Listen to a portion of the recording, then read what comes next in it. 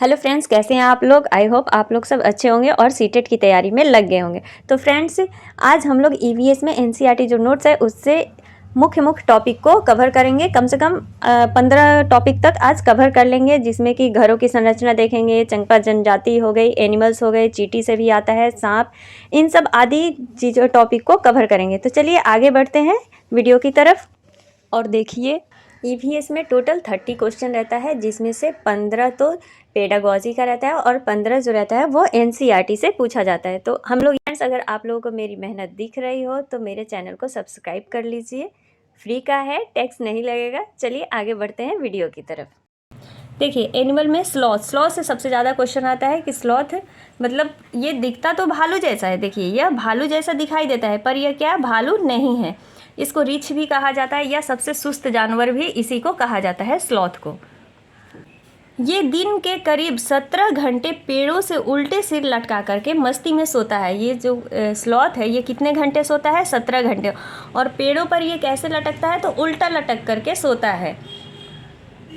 पेड़ों से उल्टा लटक करके सोता है। इसका मैं फिगर आपको दिखा दूँ। देखिए, यही स्लॉथ है जो कि पेड़ पर उल्टा रहता है, दूंगी। सिर लटका करके मस्ती में सोता है। जब स्लॉथ एक पेड़ के सारे पत्तों को खा लेता है तभी वह दूसरे पेड़ पर जाता है। देखिए, स्लॉथ ऐसा एक जानवर है जो कि जिस पेड़ पर रहता है उसी पेड़ के पत्ते को खाता है। और वो इतना आलसी होता है कि मतलब जब तक उस पेड़ के पत्ते ख़त्म नहीं हो जाते तब तक वो दूसरे पेड़ पर नहीं जाता है। लगभग 40 वर्षों के अपने पूरे जीवन में सिर्फ यह 8 पेड़ों पर ही घूमता रहता है। मतलब अब ये सप्ताह में एक ही बार शौच करने के लिए पेड़ से नीचे उतरता है। इतना आलसी है कि सप्ताह में सिर्फ एक ही बार ये शौच करने के लिए पेड़ से उतरता है। तो ये स्लॉथ का था, इसको आप लोग एक बार ज़रूर फिर से देख लें। बाघ, देखिए, बाघ अंधेरे में मनुष्य से 6 गुना बेहतर देख सकता है। बाघ जो है वो अंधेरे में मनुष्य से यानी किसी भी व्यक्ति से वो 6 गुना बेहतर देख सकता है। बाघ का गुर्राना 3 किलोमीटर दूर तक सुनाई देता है। बाघ जब गरजता है तो उसका गरजना कितने किलोमीटर तक सुनाई देता है? 3 किलोमीटर तक सुनाई देता है। बाघ की मूछें जो होती है वो हवा में हुई कंपन को भाप लेती है। मतलब बाघ अपनी मूछों से ही पता लगा लेता है कि यह पत्ता जो हिल रहा है ये मतलब शिकार इसको हिला रहा है या हवा के द्वारा ये हिल रहा है। तो बाघ हवा से पत्तों का हिलना तथा शिकार की झाड़ियों में हिलने वाले पत्तों में क्या कर लेता है? अंतर कर लेता है। ये बाघ के दोनों कान बाहर की आवाज़ इकट्ठा करने के लिए अलग अलग दिशाओं में बहुत ज़्यादा घूम जाते हैं। मतलब अलग अलग दिशाओं से भी वो आवाज़ को पहचानने लगता है। उसके कान जो होते हैं वो अलग अलग दिशाओं में घूमने लगते हैं। बाघ मौके के अनुसार अपनी आवाज़ बदलता है। बाघ जो है मौके के अनुसार क्या कर लेता है? अपनी आवाज़ को चेंज भी कर लेता है। तो ये बाघ से रिलेटेड कुछ प्रश्न थे जो कि एनसीईआरटी में दिया हुआ है, कुछ पॉइंट है। नेक्स्ट पॉइंट है, देखिए, जंगल में ऊंचे पेड़ पर बैठा लंगूर अपने पास आती मुसीबत को देखकर एक खास आवाज़ निकालकर अपने साथियों को संदेश देता है। देखिए, ये क्वेश्चन कैसे भी आ सकता है कि लंगूर जो होता है वो अपनी मुसीबत को पहचान करके किस प्रकार से संदेश देता है। तो वो खास आवाज़ में यानी अलग अंदाज में अलग आवाज़ निकाल करके वो अपने साथियों को संदेश देता है, उस मुसीबत के बारे में बताता है। नेक्स्ट है कुत्ता। देखिए, कुत्ते जो होते हैं उनकी अपनी गलियाँ क्या होती है? बटी हुई रहती है। मतलब कुत्ता का भी गली बटा हुआ रहता है। एक कुत्ता दूसरे कुत्ते के मल मूत्र की गंध से पहचान लेता है कि मतलब यहाँ दूसरा कुत्ता आया था इस गली में या नहीं। देखिए, कुत्ता कितना चालाक होता है, उसकी नाक कितनी मतलब तेज़ होती है सूंघने के लिए कि वो मल मूत्र के द्वारा पता लगा लेता है कि उसके इलाके में बाहर का कुत्ता आया था। इस सांप से भी बहुत सारा क्वेश्चन आता है। देखिए, हमारे देश में केवल 4 तरह के ही जहरीले सांप होते हैं। हमारे देश में जो हैं वो 4 तरह के ही जहरीले सांप होते हैं। कौन कौन से होते हैं? तो नाग हो गया, कोबरा, करैत, दुबोइया और अफाई। इसको आप तोड़ करके मतलब थोड़ा ऐसे याद कर लीजिए, अदकान याद कर लीजिए या दुकान याद कर लीजिए, जिससे कि आप लोगों को याद रहे, दिमाग में बैठा रहे कि द से दुबई हो गया, क से करैत हो गया, आ जाएगा तो उससे अफाई हो जाएगा और दू से दुबैया हो जाएगा। तो ये 4 सांप हैं भारत में जो कि सबसे जहरीले सांप होते हैं। सांप के जो दांत है वो नुकीले होते हैं, लेकिन वह अपना शिकार किस प्रकार से करता है? चबा कर नहीं करता, वो अपना शिकार निगल जाता है। सांप के दांत तो नुकीले होते हैं लेकिन वो क्या करता है कि अपने शिकार को निगल जाता है। सांप के बाहरी कान नहीं होते, जिसके कारण वह कंपन के द्वारा महसूस करता है। मतलब सांप अगर चल रहा है और इंसान का कंपन सुन लेता है तो वो भागने लगता है। तो यही कहा, जब सांप किसी को काटता है तो उसके 2 खोखले दांत से उस व्यक्ति के शरीर में जहर चला जाता है। दो उसके जो दांत होते हैं मतलब नुकीले होते हैं, उसी से क्या होता है, जिस इंसान को काटता है उसके अंदर जहर चला जाता है। सांप का जीभ 2 भागों में बटा होता है। सांप का जो जीभ है वो कितने भागों में बटा होता है, ऐसे ऐसे देखे होंगे, अगर जीभ निकालता है तो वो कैसे करता है, ऐसे ऐसे 2 तारों से तार जैसा निकलता है उसके जीभ में। तो यही कहा गया कि सांप की जो जीभ है वो 2 भागों में बटा हुआ है। नेक्स्ट पॉइंट है, सांप काटे हुए व्यक्ति को बचाने के लिए सीरम नाम की दवा दी जाती है। ये सीरम नाम की दवा होती है, जिस व्यक्ति को सांप काट देता है उसको दी जाती है। और ये सीरम जो होता है किससे बना होता है, तो सांप के जहर से ही बना होता है जो ये सीरम होता है। सपेरों को कालवेलिया भी कहते हैं। सपेरों को जो कहा गया है वो कालवेलिया भी कहते हैं। तो ये सांप से रिलेटेड कुछ पॉइंट थे। नेक्स्ट है चींटियों की दुनिया। देखिए, चींटियों का काम बटा होता है। इसमें जो रानी चींटी होती है वही अंडे देती है। जो रानी चींटी है वो क्या करती है, अंडे देती है। इसी प्रकार से दीमक और ततैया का भी होता है कि दीमक में भी जो रानी दीमक होती है वो अंडे देती है, या ततैया में भी। सिपाही चींटी जो होता है वो बिल का ध्यान रखता है। जो सिपाही होता है, देखिए याद रखिए, सिपाही क्या करेगा, ध्यान ही रखेगा। और काम करने वाली चींटियाँ क्या होंगी, वो भोजन ढूंढ कर लाएंगी, बिल तक अपना भोजन लाती हैं। चींटी की तरह ही दीमक और ततैया का भी समूह होता है। चींटियाँ जो होती है वो मिलजुल कर काम करती है। देखिए चींटी, आप देखे होंगे कि एक चींटी जिधर जाएगी उधर ही सारी चींटियाँ आगे की तरफ बढ़ती जाती है। नेक्स्ट पॉइंट है मछलियाँ। मछलियों से भी ये क्वेश्चन आता है कि खतरों की चेतावनी एक दूसरे को बिजली तरंगों से देती है। जो मछलियाँ होती हैं वो खतरों की चेतावनी किसके द्वारा देती हैं, तो बिजली तरंगों के द्वारा एक दूसरे मछली को देती है। नेक्स्ट है गिलहरी। गिलहरी के जो दांत होते हैं वो हमेशा क्या होता है, बढ़ते रहता है। दांतों से काटने और कुतरने के कारण इनके दांत घिस जाते हैं, घिसते रहते हैं और बढ़ते रहते हैं। तो क्वेश्चन आ जाए मिलाने के लिए, तो गिलहरी क्या होती है, गिलहरी के दांत हमेशा बढ़ते रहते हैं। मगरमच्छ के कान छोटे छेद जैसे होते हैं और आसानी से दिखाई नहीं देते हैं। जो मगरमच्छ होता है उसके कान क्या होते हैं कि ऐसे छेद की तरह होते हैं जो कि दिखाई नहीं देते हैं, क्योंकि वो ढके हुए रहते हैं उसके बालों से। या जैसे दोनों साइड अगर रहेगा, ये मान लीजिए ये फेस हो गया तो इसका यहाँ पे रहता है, तो वो क्या होता है कि दिखाई नहीं देता है मगरमच्छ का कान। डॉल्फिन भी अलग अलग तरह की आवाज़ निकालती है और एक दूसरे से बात करती हैं। डॉल्फिन भी अपनी भाषा में देखिए बात कर लेती हैं एक दूसरे से। बिल्ली के दांत नुकीले होते हैं जो मांस को फाड़ने और काटने के काम आते हैं। बिल्ली के दांत क्या होते हैं, नुकीले होते हैं। गिलहरी के दांत हमेशा बढ़ते रहते हैं। और गाय के आगे वाले दांत पत्तों को काटने के लिए तथा पीछे के दांत क्या होते हैं कि चपटे होते हैं, जो चपटे और बड़े होते हैं, जो कि घास चबाने के लिए काम आता है। जो गाय का दांत है वो आगे का दांत कैसा रहता है, पत्तों को काटने के लिए होता है, लेकिन जो पीछे का दांत चपटा रहता है और बड़ा होता है वो क्या करने के लिए होता है, घास को चबाने के लिए होता है। रेशम का कीड़ा, यह अपनी मादा को इसकी गंध के कारण कई किलोमीटर दूर से पहचान लेता है। जो रेशम का कीड़ा होता है अपनी मादा को किस प्रकार से पहचान लेता है, तो गंध से पहचान लेता है। केचुए मृत पत्तियों और पौधे को खाते हैं और इनके मल से जमीन उपजाऊ बनती है। इन्हें किसान का मित्र कहा जाता है। अब है मच्छर। देखिए, मच्छर पानी में अंडे देते हैं। मच्छर हमारे शरीर की गंध, खासकर पैरों के तलवे और शरीर की गर्मी से हमें ढूंढ लेते हैं। मच्छर किस प्रकार से ढूंढते हैं, तो पैरों के जो तलवे होते हैं उसके गंध से, या पसीने के गंध से, जो भी कहिए, उससे, और गर्मी से हमें ढूंढ लेते हैं। डेंगू, मलेरिया, चिकुनगुनिया, ये सीटेट के लिए बहुत इंपॉर्टेंट है। ये तीनों याद कर लीजिएगा कि डेंगू, मलेरिया, चिकुनगुनिया क्या है, बीमारी मच्छरों के द्वारा ही फैलता है। मच्छरों के प्रजनन को रोकने के लिए पानी में किसका छिड़काव किया जाता है, तो तेल डालना उचित रहता है। जो भी पानी, गंदा पानी रहता है वहाँ पर तेल डाल दिया जाता है, जिससे कि उनकी जो प्रजनन क्रिया है वो रुक जाती है। ऑक्सीजन की आपूर्ति रुकने के कारण मच्छर का लार्वा मर जाता है, यानी जो अंडा देती है उसको लार्वा कहते हैं, वो क्या होता है, मर जाता है। तो ये मच्छरों से कुछ पॉइंट थे, जो कि डेंगू, मलेरिया, चिकनगुनिया किससे, मच्छर से होता है। तेल डालने से उनकी प्रजनन क्रिया क्या होती है, रुक जाती है। और ये हमें किस प्रकार से ढूंढते हैं, तो पैरों के तलवे की गंध से या फिर शरीर की गर्मी से हमें ढूंढते हैं।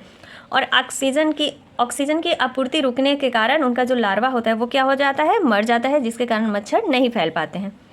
नेक्स्ट देखते हैं, नेक्स्ट पॉइंट है मलेरिया। देखिए, मलेरिया के लक्षण क्या है, तो मलेरिया के बुखार में कपकपी और ठंड लगती है। देखते होंगे मलेरिया जब घर में किसी मरीज़ को अगर हो जाता है तो क्या करता है कि अचानक उसके अंदर एक कपकपी आ जाती है, चाहे कितना भी आप उड़ा लीजिए उसके अंदर से ठंड नहीं जाती है। तो ये कहा गया है कि इसका लक्षण है कि कपकपी और ठंड लगती है। रोनाल्डो रॉस जो थे उन्होंने बताया कि मलेरिया मच्छरों के द्वारा होता है। किसने बताया कि मलेरिया मच्छरों के द्वारा होता है, तो रोनाल्डो रॉस ने बताया था कि मलेरिया मच्छर के द्वारा होता है। और इनको 1902 में नोबेल पुरस्कार मिला था। 1902 में नोबेल पुरस्कार मिला और इनकी मृत्यु जो थी वो 1905 ईस्वी में हो गई थी। मलेरिया मादा मच्छर एनफ्लीजिस से फैलता है। मलेरिया जो है वो मादा मच्छर एनाफ्लीजिस से फैलता है। मलेरिया को ठीक करने के लिए प्राचीन काल में क्या होता था कि सिनकोना पेड़ की जो छाल होती थी उसको बॉईल करके मरीज़ को दिया जाता था, उबाल करके छान करके दिया जाता था। लेकिन आजकल अब क्या हो गया है कि इसकी दवा बनने लगी है, इसके पेड़ की छाल की दवाई बनने लगी है। तो यही कहा गया है कि मलेरिया को ठीक करने के लिए किसकी दवा बनती है, तो सिनकोना पेड़ की छाल से दवाई बनाई जाती है। नेक्स्ट है एनीमिया। देखिए, यह हीमोग्लोबिन या आयरन की कमी से होता है। एनीमिया जो है यह किससे होता है, तो हीमोग्लोबिन यानी खून की कमी या आयरन की कमी से होता है। यह एनर्जी लेवल को कम करता है, जिससे के कारण बच्चे जो है वो ठीक से नहीं पढ़ पाते हैं। यह शारीरिक एवं मानसिक रूप से को प्रभावित करता है, मतलब शारीरिक और मानसिक रूप से बहुत प्रभावित। देखिए, जो कमज़ोर होगा उसको किसी चीज़ में मन नहीं लगेगा, वो तो इधर उधर लड़खड़ाते ही रहेगा, दिन भर सोता रहेगा, क्योंकि उसके अंदर खून की कमी होती। तो इसका उपचार क्या है, एनीमिया को दूर करने के लिए गुड़, आंवला तथा हरी पत्तेदार सब्जियां खानी चाहिए। इसको आप ये तीनों को याद कर लीजिए। ये सीटेट में पूछा गया है, प्रीवियस ईयर क्वेश्चन अगर आप लोग देखे होंगे तो आता है कि एनीमिया किससे दूर किया जाता है, तो गुड़, आंवला तथा हरी पत्तेदार सब्जियां। 3 है, गुड़, आंवला और हरी पत्तेदार सब्जियां। ऑप्शंस में कुछ और दे देगा, कहीं पर नींबू दे देगा, कहीं संतरा दे देगा, लेकिन गुड़, आंवला और हरी पत्तेदार सब्जियां याद रखना है। नेक्स्ट है इग्लू। इग्लू देखिए, इग्लू क्या है, यह एक बर्फ़ का घर है जो कि टुंड्रा प्रदेश में पाया जाता है। एस्किमो प्रजाति द्वारा यह बनाया जाता है। बस इसमें यही 2 पॉइंट रखना है कि इग्लू क्या है, बर्फ़ का घर है जो कि टुंड्रा प्रदेश में पाया जाता है और एस्किमो प्रजाति के द्वारा इसे बनाया जाता है। देखिए, इसका भी जिक्र है एनसीईआरटी में, जिससे कि क्वेश्चन बनते हैं कि कश्मीर के लोग जो होते हैं वो सरसों के तेल में बनी मछली को पसंद करते हैं। कश्मीर के लोग किस में बनी हुई मछली पसंद करते हैं, तो सरसों के तेल में। और गोवा के लोग किस में बनी हुई पसंद करते हैं, तो नारियल के तेल में। गोवा एक दिन में 100 केजी पत्ती या झाड़ी खा लेता है। जो हाथी होता है एक दिन में कितना खाता है, 100 केजी पत्ती या झाड़ी खा लेता है। हाथी जो होता है दिन में वो कितने घंटे सोता है, तो 2 से 4 घंटे तक ही सोता है। हाथियों के झुंड में केवल हथिनी जो स्त्री होती है वो उनके बच्चे होते हैं, जिनकी संख्या 12 से 14 होती है। जो हाथी के जो झुंड होता है उसमें केवल मतलब स्त्री हथिनी ही रहती है, पुरुष हाथी नहीं रहता है। बच्चे जो होते हैं वो जो छोटे बच्चे होते हैं वो जा सकते हैं, लेकिन जो बड़े हो जाते हैं वो झुंड से अलग होते जाते हैं। हाथियों के झुंड की संख्या कितनी होती है, तो 12 से 14 होती है हाथियों के झुंड की संख्या। मेल हाथी कभी झुंड में नहीं पाए जाते हैं। देखिए, हाथी का कान पंखे का काम करता है। हाथी का कान किसका काम करता है, तो पंखे का काम करता है। हथिनी को कीचड़ में आनंद आता है। हथिनी को किस में आनंद आता है, तो कीचड़ में यानी मड में आनंद आता है, क्योंकि कीचड़ उन्हें क्या करता है, ठंडा रखता है। नेक्स्ट पॉइंट है, हाथियों के झुंड में सबसे बुजुर्ग हथिनी मुखिया होती है। ये देखिए, ये सारे इंपॉर्टेंट पॉइंट है, प्लीज़ आप लोग इसको दोबारा रिपीट करके एक बार ज़रूर देखें। हाथियों के झुंड में सबसे बुजुर्ग जो हथिनी होती है वो क्या होती है, मुखिया होती है। और एक जो हाथी का जो 3 महीने का बच्चा होता है उसका वज़न कितना होता है, 200 केजी का होता है। 3 महीने बच्चे का वज़न 200 केजी, समझ रहे हैं कितना भारी होता होगा। चलिए आगे पॉइंट देखते हैं। और देखिए, हाथी का जो रंग होता है वो स्लेटी भूरा होता है, ये याद रखिएगा, स्लेटी भूरा, ब्लैक नहीं होगा। ब्लैक भी देता है ऑप्शन में, मगर स्लेटी भूरा हाथी का रंग होता है। नेक्स्ट पॉइंट है, लिंग हुफेन जो कि हांगकांग का एक पकवान है वो किससे बनता है, तो सांप के मांस से बनता है। नेक्स्ट, क्लोरीन को पानी की गंदगी को साफ़ करने के लिए प्रयोग किया जाता है। जो क्लोरीन होता है उसको पानी के गंदगी को साफ़ करने के लिए किया जाता है। लेकिन फिटकिरी को क्यों किया जाता है प्रयोग, तो पानी के कीटाणुओं को मारने के लिए प्रयोग किया जाता है। फिटकरी का प्रयोग पानी को कीटाणुओं को मारने के लिए और क्लोरीन का प्रयोग पानी की गंदगी को साफ करने के लिए। नेक्स्ट पॉइंट है, चंगपा जनजाति जो कि लद्दाख, देखिए चंगपा जनजाति, चंगथांग एक जगह है जो लद्दाख में है, जो कि 5000 की ऊंचाई पर स्थित है। लद्दाख में 5000 की ऊंचाई पर स्थित एक चंगथांग जगह है जहां ये जनजाति पाई जाती है, चंगपा जनजाति। चंगपा जनजाति जो चंगथांग जगह पर निवास करती है, इस जनजाति के पास बकरी एवं भेड़ होती है। इनके टेंट को क्या कहा जाता है, तो रेबो कहा जाता है। जो चंगपा जनजाति टेंट लगा करके रहती है उनको रेबो कहा जाता है। देखिए, पश्मीना शॉल से भी बहुत सारा क्वेश्चन बनता है। तो जो पश्मीना ऊन बनता है वो बकरियों के बाल से बनता है, जो कि जिस बकरी के बाल से बनता है, ये जो चंगपा जनजाति जो बकरी और भेड़ें रखती हैं उन्हीं के बकरियों के बाल से ये बनता है, जिनके बाल क्या होते हैं, घने एवं मुलायम होते हैं। पश्मीना शॉल जो है वो 6 स्वेटर के बराबर गर्मी देता है। पश्मीना शॉल कितने स्वेटर के बराबर गर्मी देता है? तो 6 स्वेटर के बराबर गर्मी देता है। और जो पश्मीना शॉल होता है वो बुनकरों के द्वारा बनाया जाता है, मतलब मशीन में नहीं बनाया जाता है, बुनकरों के द्वारा बनाया जाता है। इसको बुनने में 250 घंटे लगते हैं। पश्मीना शॉल को बनाने में कितने घंटे लगते हैं? तो 250 घंटे लगते हैं। पश्मीना जो ऊन है वो हमारे बाल का 1/6 गुना पतला होता है। मतलब देखिए, पश्मीना ऊन 6 और हमारा 1 बाल बराबर है, इतना पश्मीना ऊन पतला होता है। तो उसका 6 बाल और हमारा 1 बाल। तो ये था पश्मीना शॉल के बारे में कुछ पॉइंट्स। अब देखते हैं घरों की संरचना। देखिए, असम में घर किसके द्वारा बना होता है? तो असम में जो है वो घरों को बांस के खंभों पर बनाए जाते हैं, जो 10 से 12 फुट लंबा होता है। अब अगर फिगर देखो तो असम का जो घर होता है वो ऐसे ऐसे बांसों के खंभों पर ऊपर बना होता है, झोपड़ी की तरह। तो यही होता है कि किससे बना होता है? तो बांस के खंभों पर बनाया जाता है, और जो कि 10 से 12 फुट लंबा होता है। नेक्स्ट है मनाली। मनाली जो हिमाचल प्रदेश में है, वहाँ किससे बनता है घर? तो पत्थर एवं लकड़ी के घर होते हैं। मनाली में घर किसका होता है? पत्थर एवं लकड़ी के। राजस्थान में दीवार मोटी मिट्टी व छत कटीली झाड़ियों से बनाए जाते हैं। देखिए, याद रखिए, राजस्थान में दीवार मोटी होती मिट्टी से और छत को कटीली झाड़ियों से बनाया जाता है। जम्मू कश्मीर में चाय को कहवा कहा जाता है, जिसमें बादाम व इलायची डाली जाती है। ये मेन पॉइंट है